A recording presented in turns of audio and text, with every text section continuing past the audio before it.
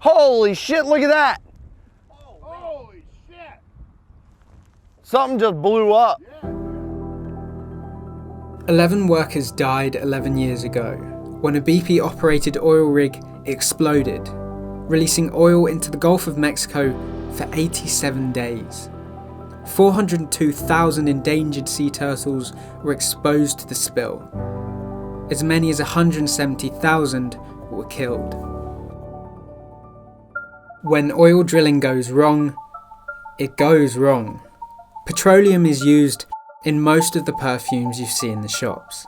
Petrochemicals distilled from crude oil are used to create synthetic scents, where the real ingredient is too expensive, too rare, too tricky to use, or is just too weak.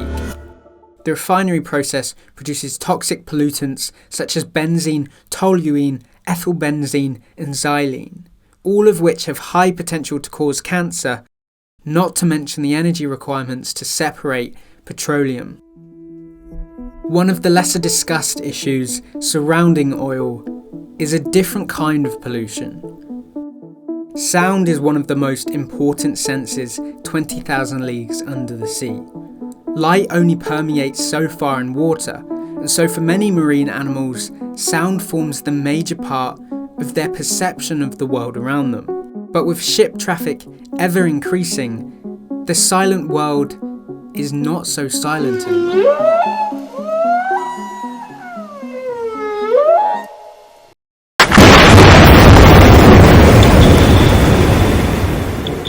Seismic surveying is used to find pockets of oil under the seabed. It involves firing compressed air underwater, bouncing the sound waves it produces off of the seabed and back into sensors dragged by the ship, which then uses the data to create an accurate picture of what's under the surface below. The American Petroleum Institute defend the technique by saying that it's a non-destructive method for surveying, and they gradually build up the sound levels to allow for the wildlife to move away, but this still forces animals to leave their homes. Reef life is particularly affected. If visual observers or acoustic monitoring devices detect sensitive marine life in the vicinity at any time during the survey process, then all operations stop immediately and are restarted only when the area is clear. But air guns from seismic surveying have been recorded well over 2,000 miles away, and for sensitive animals like whales, this can cause huge stress. Marine life is so important to protect because it's so diverse. Scientists estimate that 91% of all ocean species have not yet been classified.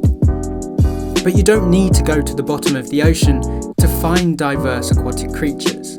Sarah Pern runs wildlife tours from Cromarty in Scotland, taking people and her dog Sula out on her boat to see everything from bottlenose dolphins to basking sharks. When you spend any time on the water, you very quickly become intrigued and amazed and very curious about what you're seeing around you. But part of the thrill for me is still, even 26 years on, still not knowing when to leave the harbour what we might or might not see. Her business Eco Ventures operates in the Cromarty Firth, which is always filled with parked oil rigs back from the North Sea, with the nearest operating vessel being around 40 miles out. 5 years ago, a heavily opposed proposal could have seen ship-to-ship oil transfers just 3 miles out, right in the middle of the dolphins' feeding ground, which is an important bottlenose conservation area.